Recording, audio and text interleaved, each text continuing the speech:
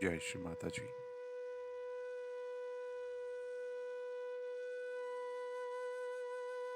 Let us all bow down to Shri Mataji. She is our Mother Kundalini and Pudbandhan.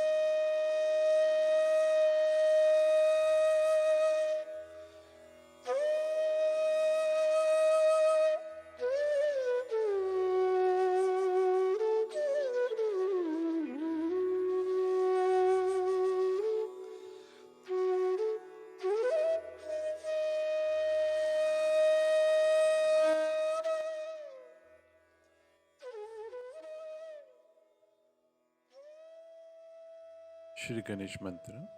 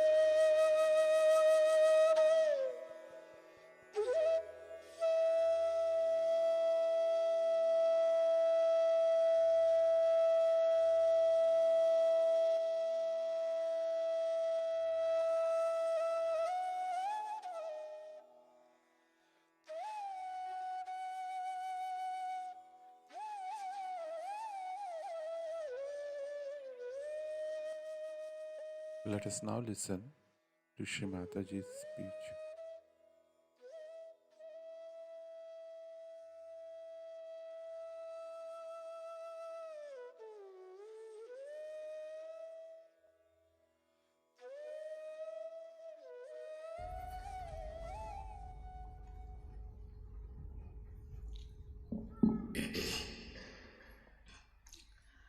I bow to all the seekers of truth.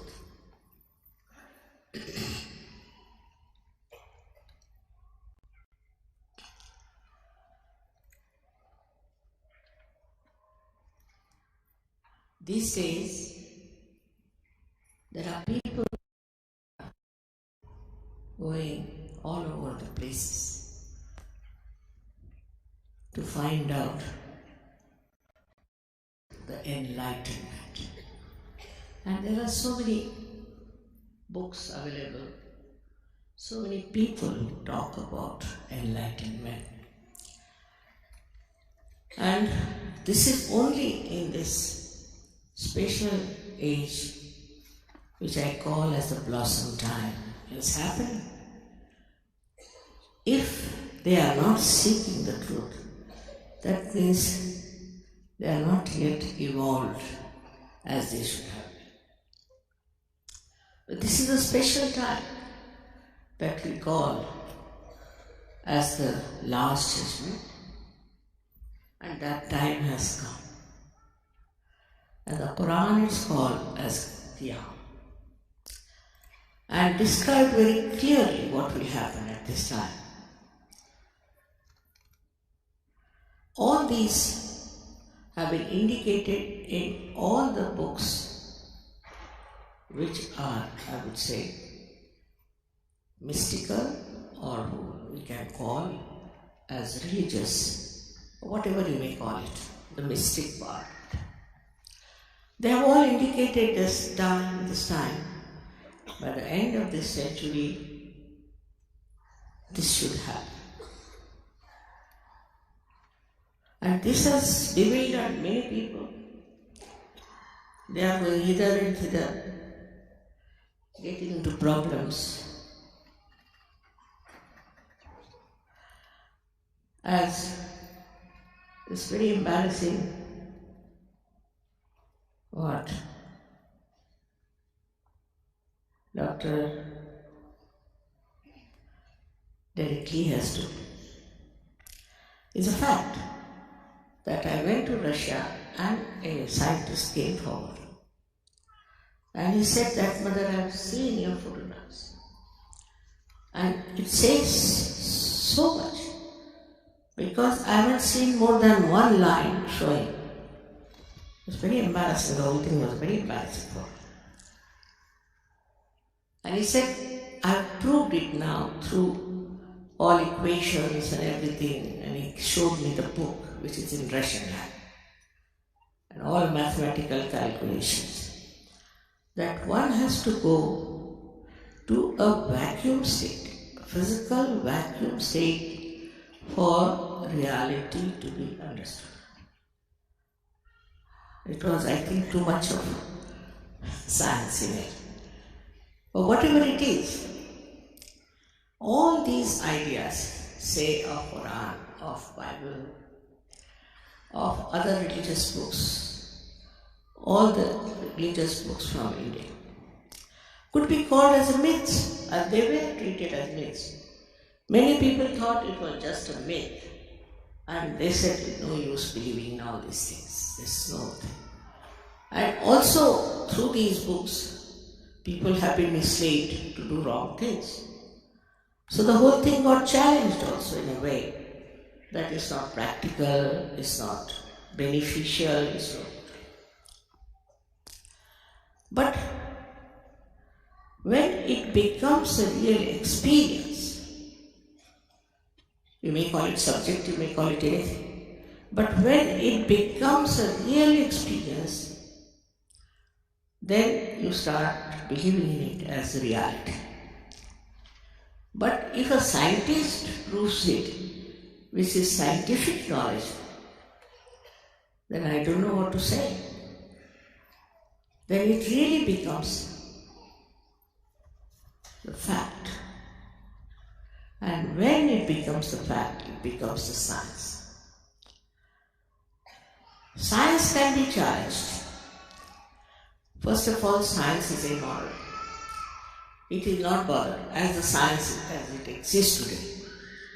If they create atom bombs, they create other things destructive and use it for wrong purposes, there is no binding force on the scientist. They can do whatever they like.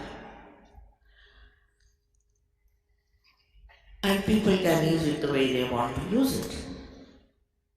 But when it comes to divine force, the science is perfect, I must say. You cannot challenge that science. You cannot. Everything that you know through the science of Sajava, you can easily verify it. For example, firstly, it is said that your physical elements disappear. It's a fact. Without any money, without any fees or anything, just you get cured of your troubles. And when you get cured of your troubles, then you are amazed how through your own power you have been cured. But it happens, it has happened. You know, we have many doctors here. English doctors not easy to convince. And they have seen with their own experience that many patients who were supposed to be incurable, they have seen that many drug addicts got all right overnight. How? Without paying for it, without taking any medicine, just through their own power of Kundalini. Now this power of Kundalini was known all over the world because I find in their museums Kundalini drawn in the triangular bone, even in Sweden also. Or I should say it's in Finland also. Then also I went to Ukraine in their museum. There are all pictures of these chakras and of the Kundalini. And in a far-fetched place like Bolivia, where we could not reach there even by air about, I think, 6 years back, you find the pictures of Kundalini. And Colombia, the ancient Colombia, had created statues in which Kundalini was the main thing. So somebody must have told them, or they might have known about it. But somebody went from Italy to Bolivia, and the Bolivian people said, we know all about it, yes we know. But we don't know how to raise the Kundalini. And now there are, I think, 8,000-9,000 people in that far-fetched place in Bolivia who have got their realization. For which you don't have to pay, the main thing one should understand. It's like you don't pay for your breathing, you don't pay for your digestion. In the same way, for your ascent to a new life, last, we can say, the breakthrough of your evolution, for which you don't have to pay. As soon as you understand this point, you'll be amazed that you will give up all nonsensical people who are marketing their things, selling their things. You see, it's something absurd. The absurdity to such a limit that you become blind and you don't know what they are doing, what they are up to. I don't want to listen to anybody who wants to tell you the truth. Now, if we have to see for our own ascent, as they say in Quran, Miraj. In India, this thing is called as self-realization, Atma Darshan, or you can call it Atma Sakshatkar. If you really want it, it's very easy and has to be easy because it is so vital. And when that works out, you actually experience it. And it can be tallied with the description of it. The trouble is we are so mental. We want to derive everything on a mental level. Now thank God the scientist has found out something for your mind to go round and round and round and reach the point. Because I think sometimes this mind, which is filled with all kinds of false ideas sometimes, slightly right ideas, or sometimes real ideas, they go on bombarding in your head. And this scientist has said that you have to go to the vacuum, which Jung has described as thoughtless awareness, to become thoughtless. When you become thoughtless, then you can see, feel reality. So what happens? How do we get thought? When we go to some place, we see something, immediately we react. That's our habit. This can be also proved scientifically. Why always react? Either we react towards it or we absorb it. So all the time our mind is working, and it is a wobbly mind. You are all the time bothered with it, and the modern times are the worst. Though this is a special time, as I said, because this is the time when people think the most. And this thinking goes on acting in such a way that they suffer from all kinds of diseases. Also, sometimes this mind doesn't tell you that this is wrong, that is wrong. You go on doing things, for example, Hitler, how he behaved, how he killed so many people, but he never realized he was doing something wrong. Never. Ultimately, he killed himself because he was afraid that he'll be caught, but not that he repented. So they go on doing wrong things all the time without knowing that they are doing wrong things.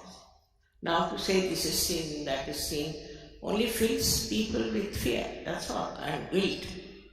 But actually, when you become the self, in the light of the self, you know what is right and what is wrong, what should be avoided, what is not beneficial for you. You just know, because you know about yourself. You get the self-knowledge. That is, you can feel your centers are being told to you on your fingertips. This again is said in the Quran, that at the time of Qiyamah, the last judgment, your hands will speak. But whole thing gets perverted sometimes by using it for a wrong purpose. That's how we have destroyed sometimes the real knowledge, the subtle knowledge of our being. It's nothing to stand for hours together on one leg in Himalayas, torturing your body.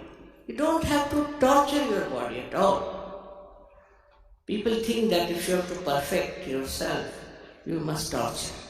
This body is the temple. What is the use of building temples after temples when you cannot build your own temple? This body is the temple, and why should you torture this body? You must look after this body. Look after with love, with respect. And then only you will realize how important it is to have a body. All these funny ideas, of renunciation and all, false kind of approach is not going to help. My daughter was coming from India. She said there were some queer people traveling with us in first class. So they wouldn't allow the air hostess to come and serve them because they cannot allow the air hostess to talk to them. So I said, did you talk to them? I said, how could I? I am a woman. Who would talk to me? Because she's a woman, nobody would talk. Then sat on the ground. There's no ground, but they wouldn't sit on the chair and eat the food. For what? Because they are renouncing everything. I think they have renounced their brains. That's what it is. All kinds of stupid things people do. For what? To achieve that state of tranquility, the state of self-realization, of self-knowledge. But just think of it, which is what has to happen inside. What's the use of doing something outside? Unnecessarily making a mess of yourself and of others. It is absurd the way people try to understand that by troubling your body, by making a mess of your body, making a mess of the whole society, that you can achieve something which is so subtle and beautiful.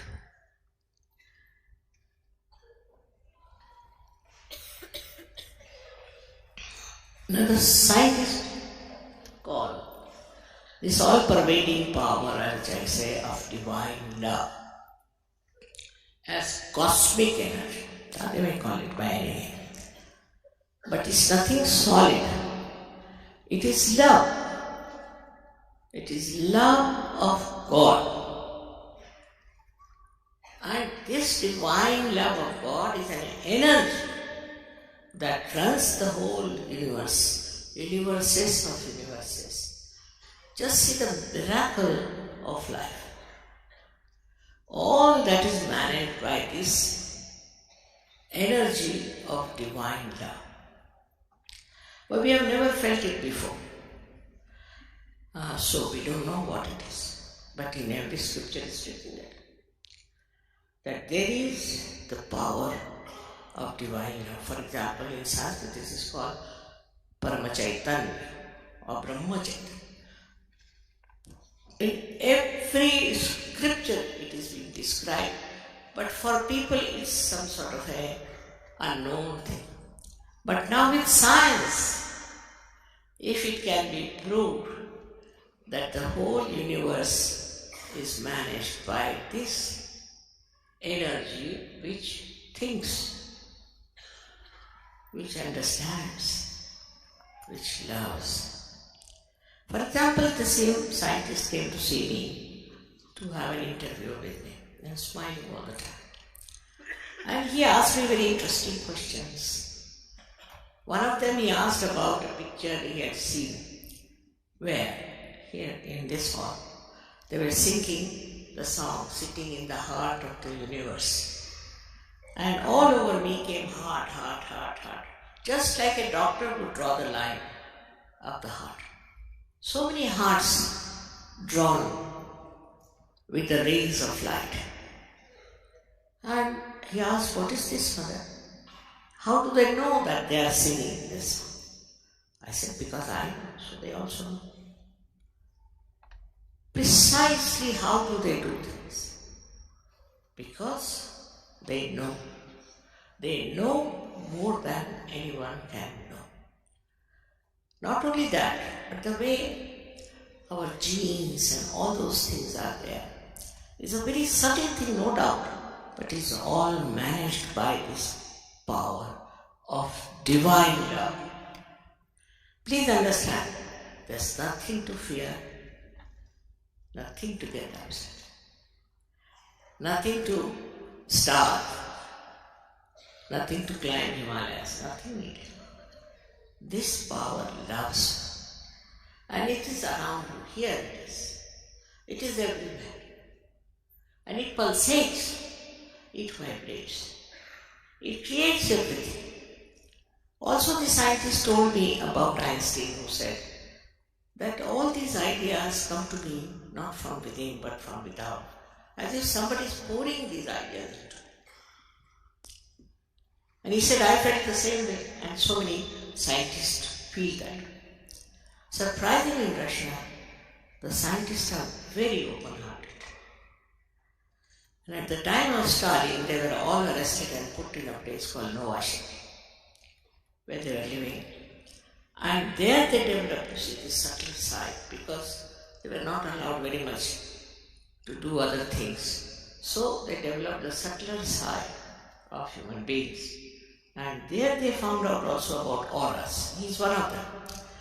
Auras, that human beings have auras, and from the auras you can diagnose their disease. But now, after seeing my photographs and all that, he has reached the proper conclusions, surprisingly, and I hope I'll be saved from all kinds of people who criticize Sahaja Yoga as a cult or this and that. It is not.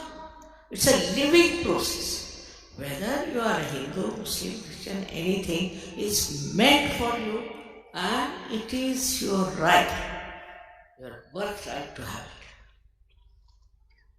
And then after that, once you get the sprouting of the seed, you must allow the seed. Actually, those people who talk of social work, talk of helping others, doing this for them and doing that for them, have to understand first you should be empowered. You must have the power within yourself to help others. But if you just come to my program, they always say, Mother, for your program the whole hall is full. And then they start disappearing, especially in England. Very surprising. England is the heart of the universe. And how could they be so careless about their ascent and so careless about developing their own huge big tree of love? They are the best suited and they have to work it out. But they don't. They don't take it seriously. Why? I don't understand. Maybe they don't know what they are. They are very powerful people. They are, I should say, the instrument of the divine. Only thing they have to develop. But they stick on to this or stick on to that, then you can't grow. This is a seed already placed within you, undisturbed, unspoiled. Only thing is, a little water of love has to be poured on it. Then the seed sprouts. And when the seed sprouts, it rises. The primule sprouts out into, and it rises, goes up, and comes out of your fontanel bone area, which is called as Brahmarandra in Sanskrit language, meaning the whole to feel the Brahma, the all-pervading. I've seen people who know also Sanskrit very well. They are running their organizations, but they don't know anything about Kundalini. It's very surprising. What do they read? I don't know. And if you go to them, they'll argue so much with you that you feel like running away from. Only they know how to argue. No argument needed, actually. It is there within you, this power is. Do you argue with your stomach how to digest the food? And even if you do, will the stomach understand? It's as stupid as that to argue about something which is so spontaneous, which is a living process. It's a living process of your evolution. Now, by the way, how did we become human beings? Do we know? And how do we become a superhuman being? If there is a way, there's a method, you don't have to spend anything, but you have to grow. If you don't grow, it's useless, as Christ has described, that some seeds fell onto the land which was not fertile. Is it true? Are we living in a land which is not fertile for spirituality? Or we are running after some things which are elusive? Why should we run after elusive things? Here you get the experience, all right. After that, you must grow. If you grow, you can change this world. It's a global movement. Like in Russia, I would say there are millions. While in India, too, we have maybe millions. And also Austria, so many countries have got it. Italy, imagine. Their people have awakened, so why not in England? And the leaders of England are rather upset with the English. They think this doesn't work out for them. I can't understand, because this is the 7th time I am here. And 7th heavens you have to know. That you can know without any difficulties, without paying anything. The whole knowledge is free. Is it? Because it is free, you don't care. They have asked me to talk about it. Okay, otherwise, it's not worth talking about these things. Your country is such, it's like really the heart, and it circulates all over the world. All your newspapers, they may be useless, but they circulate. All your media, whatever they may publish, it circulates all over. We don't know about Americans, though it's supposed to be a very great country. We don't know about any other country so much as we know about India. How? Why? Monarchy is so many places, but we know everything about monarchy from England. Why? How? How do we manage? It's worth asking this question. There's something special about this country. I lived here for years. I worked hard. I went from north to south, east to west. Perhaps I left no city which I did not visit. But the situation is such that when they get realization, they are very happy, they start jumping, and after that they forget about it.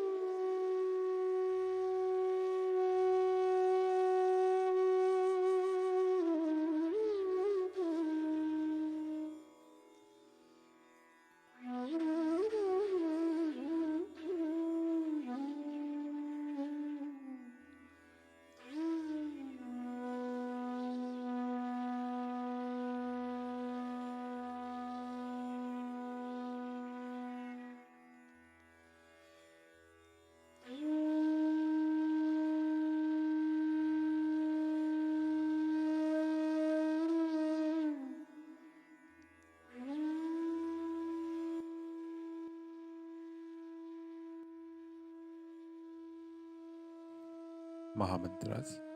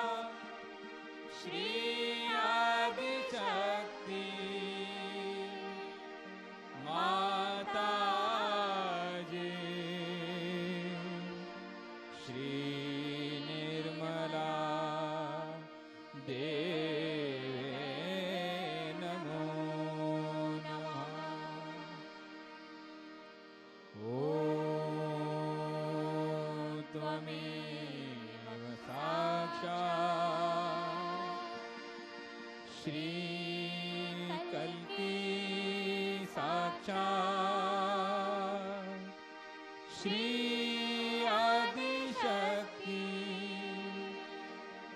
माता जी,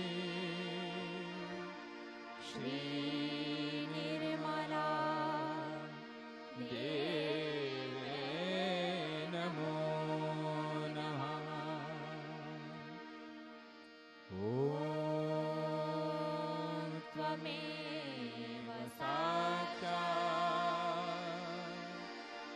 श्रीकल्की साक्षात् श्रीसहस्रार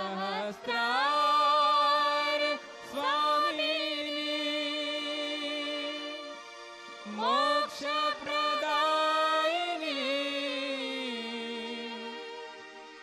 माता जी,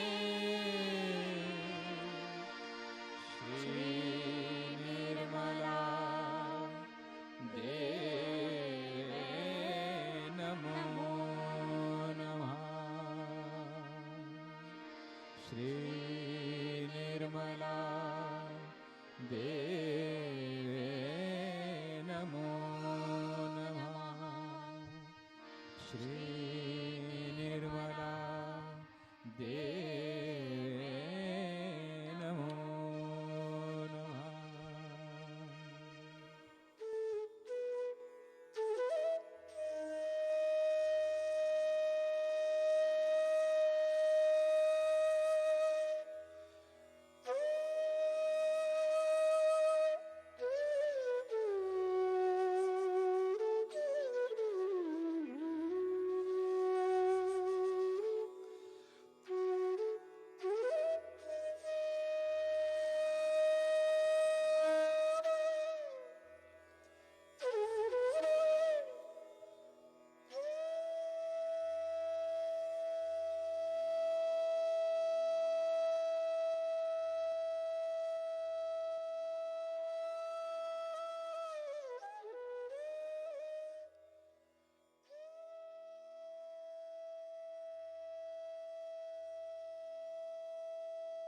Thank you, Shri Mataji, for all the blessings.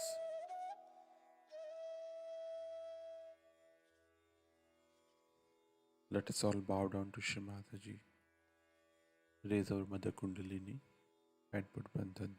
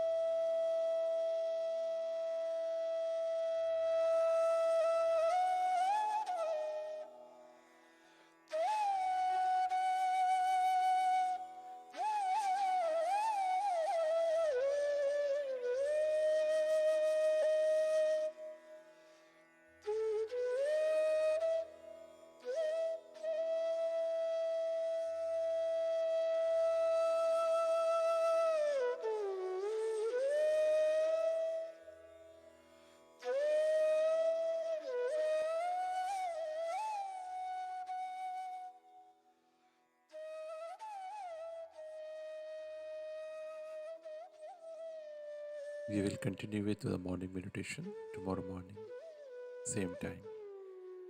Jai Shri Mataji.